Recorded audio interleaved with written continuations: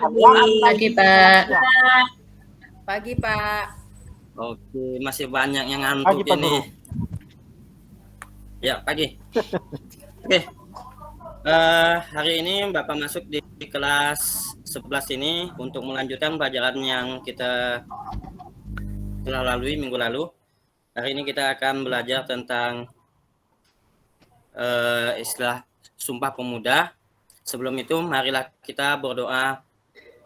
Berdoa dipimpin oleh Pak Purwono. Silakan Pak siswa kita, siswa Pak Purwono.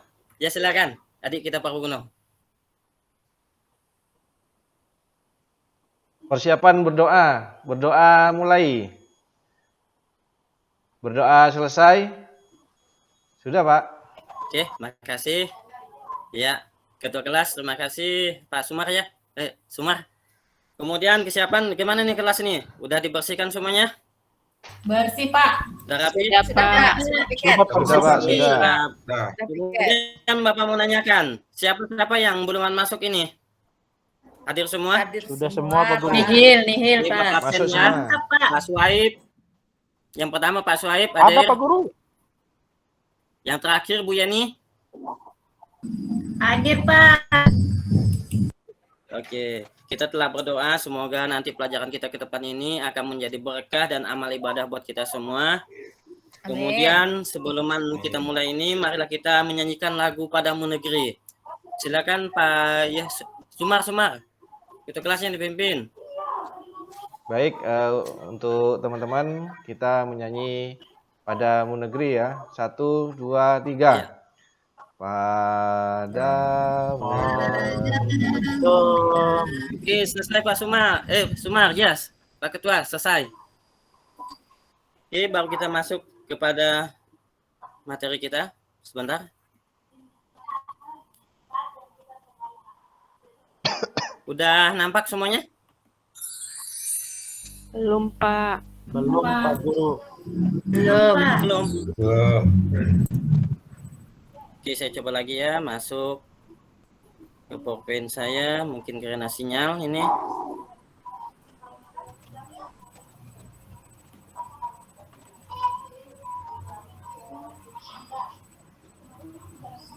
Oke, Pak. Oke, Pak. Oke. Hari ini kita akan mempelajari yaitu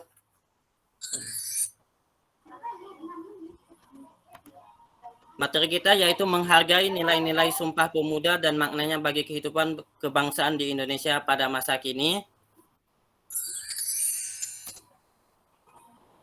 Ini adalah sejarah kelas 11 SMA. Kemudian kompetensi dasarnya ini kita akan menghargai nilai-nilai Sumpah Pemuda dan maknanya kehidupan kebangsaan Indonesia pada masa kini. Yang kedua adalah menyajikan langkah-langkah dalam penerapan nilai Sumpah Pemuda dan maknanya bagi kehidupan bangsa Indonesia masa kini dan bentuk tulisan media atau media lainnya.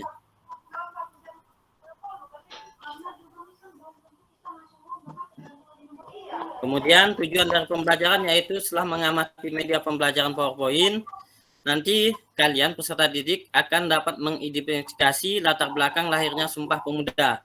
Kemudian yang kedua setelah berdiskusi kelompok, nanti Bapak akan membentuk kelompok, kalian akan menentukan nilai-nilai Sumpah Pemuda yang tepat.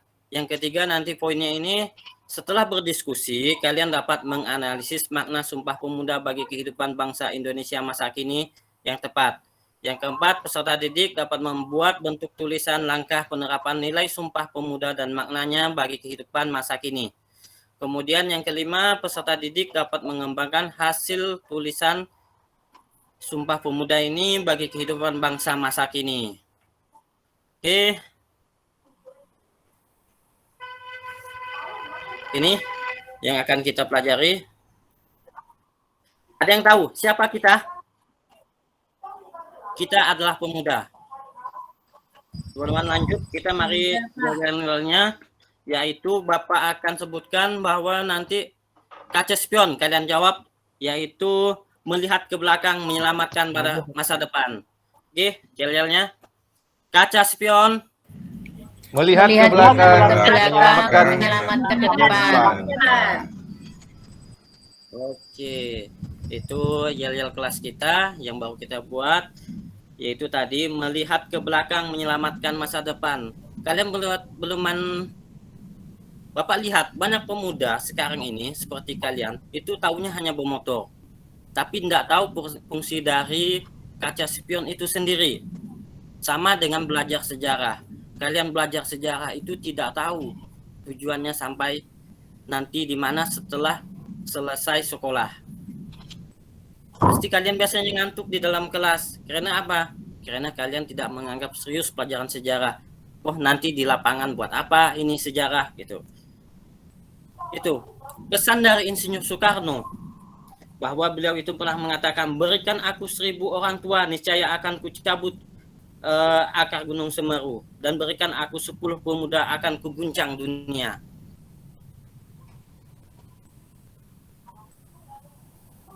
Itu yang disampaikan oleh Insinyur Soekarno. Oke, di sini latar belakang munculnya Sumpah Pemuda, yaitu yang pertama adanya Kongres Pemuda 1 dan adanya kemudian dilanjutkan dengan Kongres Sumpah Pemuda. Sumpah Pemuda, nilai-nilai Sumpah Pemuda dan makna Sumpah Pemuda bagi kehidupan bangsa kita. Kemudian latar belakangnya di sini udah kalian bacakan di rumah, udah Bapak suruh kemarin bahwa sebelum materi dimulai kalian harus udah membaca. Sudah, Pak. Ini latar belakangnya, yaitu pertama politik etis, kemudian adanya FRES, kemudian faktor munculnya kesadaran nasional antara lain politik etis, kemudian adanya Sumpah Pemuda 1 yang menghasilkan ini ya kelas Jongjapa, kemudian ada Kongres Sumpah Pemuda 2, kemudian yang terakhir sampailah dengan yaitu isi Sumpah Pemuda. Ada yang bisa membacakan isi Sumpah Pemuda ini? Yang hafal atau ingat? Saya, Pak. Ya, silakan. Sumpah Pemuda. Kami putra Dengan putri. semangat, kurang semangat, Pak. Oh iya, Semangat. Oke, Pak. Sumpah Pemuda. Semangat Bang Sumar. Kami putra putri Indonesia mengaku bertumpah darah yang satu tanah air Indonesia. 2. Kami putra putri Indonesia mengaku berbangsa yang satu bangsa Indonesia. 3. Kami putra putri Indonesia menjunjung bahasa persatuan bahasa Indonesia. Itu, Pak. Oke, udah selesai. Oke. Siswa-siswaku semuanya di sini, Bapak ingin menyatakan bahwa poin ketiga, kami putra putri Indonesia menjunjung bahasa persatuan bahasa Indonesia.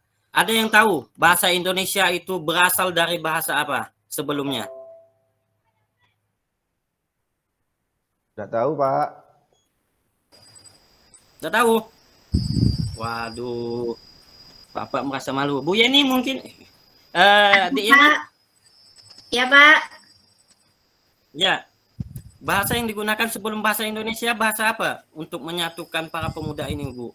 Bahasa Melayu ya, Pak ya? Oke, ya bahasa Melayu, yaitu bahasa yang kita gunakan sehari-hari. Kita bangsa Melayu harus bangga. Itu yang dikatakan oleh bangsa-bangsa pendahulu kita. Oke, mari kita bentuk kelompok untuk melanjutkan materi kita. Di sini Bapak sudah membentuk kelompok, yaitu kelompok pertama. Kelompok pertama yaitu Sumar dengan Sugiyarti. Kemudian kelompok kedua Yeni dengan Purnomo. Yang ketiga Desna dan Suaib. Kelompok yang keempat Ratna dan Pak Sidi. Ratna dengan Sidi. Kelompok satu yaitu menganalisis nilai persatuan dalam Sumpah Pemuda yang dapat kalian lakukan pada masa kini. Yang kedua, kelompok kedua yaitu nilai jati diri dalam Sumpah Pemuda yang dapat kalian lakukan pada masa kini. Yang ketiga yaitu analisis kedaulatan dan nasionalis dalam Sumpah Pemuda yang kalian dapat lakukan saat ini. Yang keempat yaitu nilai demokrasi dalam Sumpah Pemuda yang dapat kalian lakukan saat ini. Oke, Bapak beri waktu 10 menit. Silakan. Saya untuk kelompok berapa, dikerjakan. Pak? Kelompok saya ulangi lagi ya, Pak Sumar dan dengan Sugiyarti itu kelompok 1, Yeni dan Purnomo itu kelompok 2, Desna dan Suaib kelompok 3, Ratna dan Sidi itu kelompok yang 4. Ada ini dulu, berhenti dulu di sana.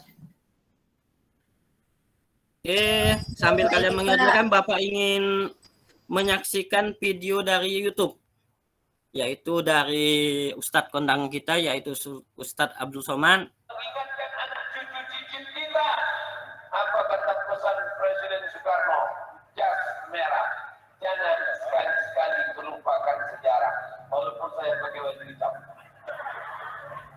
Jangan sekali-sekali. Oke, udah ada yang selesai? Siapa? Sudah, Pak. Siap, Pak Guru. Oke, dari kelompok 1, bagaimana analisis nilai persatuan dalam Sumpah Muda yang dapat kalian lakukan pada masa kini? Apa yang dapat kalian lakukan dari nilai persatuan itu? Baik, Pak. Saya menjawab, Ya. Pak. Perwakilan dari kelompok 1. Ya, Sumpah Pemuda dalam kehidupan masa kini. Jadi intinya Sumpah Pemuda itu telah menyatukan seluruh pemuda untuk merubah negeri ini yang semula terjadi penjajahan. Kita sudah merdeka. Nah, sekarang pemuda-pemuda itu kita mengambil memetik buahnya. Nah, kita bisa bekerja enak, sekolah enak, bisa mencari uang, seperti bisa kita berpolitik juga itu. Nah, itu Bapak. Jadi contohnya kalau di dalam pemerintahan Bapak Nadiem Makarim, nah, itu adalah salah satu perwakilan yang masih usianya masih muda menjadi menteri. Nah, itu Pak.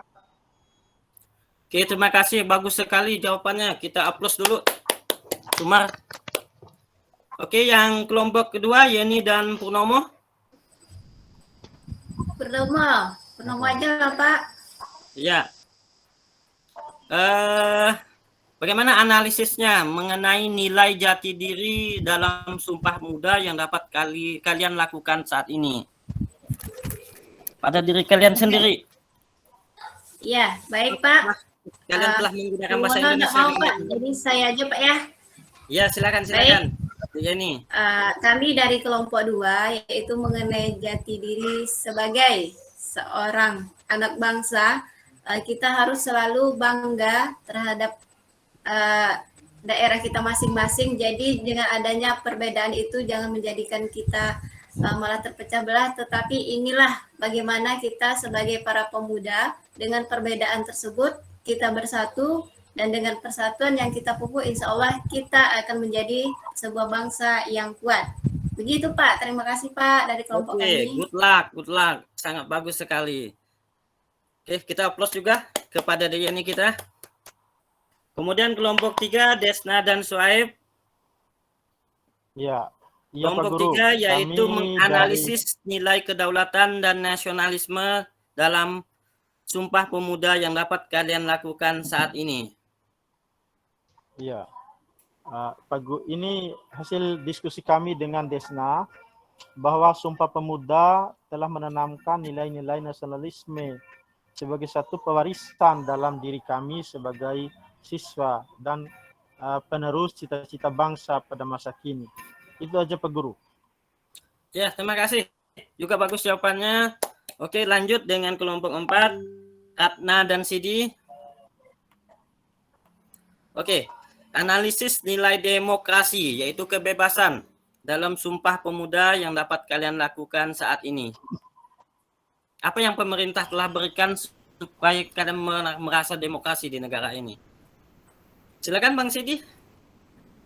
Oke Pak Guru, jadi lewat Sumpah Pemuda ini yang tadinya kita masih berperang melawan penjajah itu kedaerahan, sekarang kita tidak lagi, kita sudah bersatu padu. Kemudian dalam demokrasi ya Sumpah Pemuda ini mengajari bahwa memang kita itu masyarakat yang multikultural dan Plural Tunggal itu Ika. Pak Guru. Terima kasih Pak Guru. Oke, mantap Pak Sidi. Kita aplaus juga dengan jawaban Pak Sidi. Oke, kita lanjut materi kita dengan Bapak ingin mengenalkan, yaitu salah satunya sini. Ini adalah Syekh Ahmad Khatib Sambas. Beliau ini adalah dulunya juga pemuda.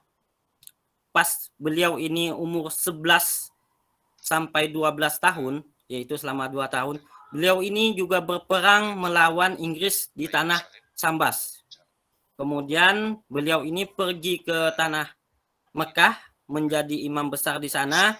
Kemudian anak muridnya yaitu di sini antara lain adalah Syekh Abdul Karim Banten. Kemudian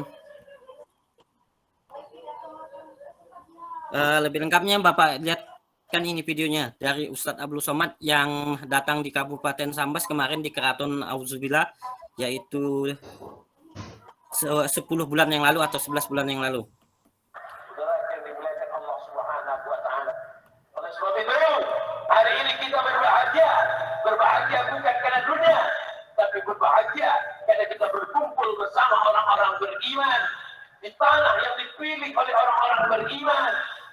Mudah-mudahan di dunia kita bersama, di akhirat kita akan bertetangga di surga Jannatul Firdaus. Berjumpa dengan sultan-sultan kerajaan Sambas, Sultan Muhammad Sofiuddin, Sultan dan kepala alim-alim ulama Sambas. Ustaz kenal Sambas, kenal. Tahu Ustaz Sambas, tahu. Sudah sampai Ustaz. Tengoklah video gua ini sampai. Saya akan bisa berkata begitu sesudah malam ini. Sebelum ini, diam aja saya. Kalau ditanya tentang Sambas, saya diam. Suatu hari saya berjalan di kota Air Molek, Indragiri Hulu, Provinsi Riau. Tiba-tiba di pinggir jalan saya tengok ada tukang jual buku bekas. Saya belilah buku bekas. Nama penulisnya Awas Abdullah. Tahun 1996. Sekarang 2020, 24 tahun yang lalu. Saya buka buku ini, isinya biografi ulama Nusantara. Di buku itu diceritakan ada seorang laki-laki. Di tengah malam bulan puasa dia keluar rumah. Ini rumahnya, ini sumur. Antara rumah dan sumur batang-batang kayu kelapa. Begitu dia keluar rumah, ditengoknya semua batang kayu tumbang, kelapa-kelapa tumbang, ditimbanya air membeku. Lalu kemudian sadarlah dia bahwa malam itu adalah malam Lailatul Qadar.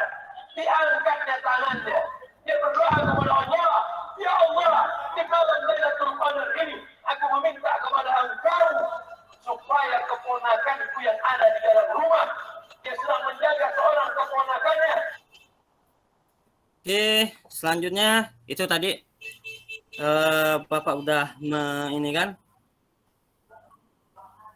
memaparkan tentang salah satu alim ulama, yaitu pemuda Kabupaten Sambas yang kita banggakan. Beliau itu berkecimpung di tanah Arab Saudi di Mekah. Beliau itu juga tokoh pemersatu bangsa yang sedang dalam proses menjadi tokoh nasional Republik Indonesia. Selanjutnya, Purnomo, silakan disimpulkan makna tentang Sumpah Pemuda ini.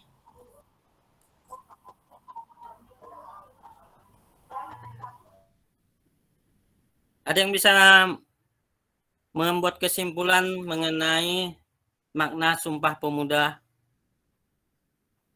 Silakan, kawan-kawan ini siswa-siswa Ya, Bapak. Pak.